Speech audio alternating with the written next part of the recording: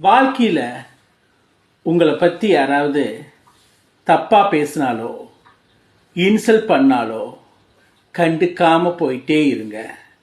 நீங்கள் இன்சல்ட் பண்ணவங்களையும் அல்லது உங்களை பேசினவங்களையும் திருப்பி பேச தான் உங்களுடைய ப்ரெஷரும் ஏறும், உங்களுக்கு எல்லா பிரச்சனையும் வரும்.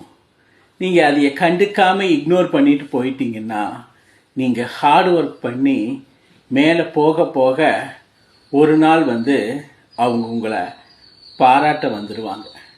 ஸோ நம்ம வாழ்க்கையில் எந்த பிரச்சனையும் இல்லாமல் நம்மளுடைய வேலைகளை பார்த்துட்டே போகணுன்னா அதுக்கு இந்த மாதிரி இன்சல்ட் வார்த்தைகளையும் அல்லது நம்மளை தப்பாக பேசுகிறவங்களுக்கும் இடம் கொடுக்காம நம்ம பாட்டுக்கு போயிட்டே இருந்தால் அவங்க பேசிட்டு ஆஃப் ஆகிடுவாங்க, அதே இடத்துல தான் உட்காந்துருப்பாங்க.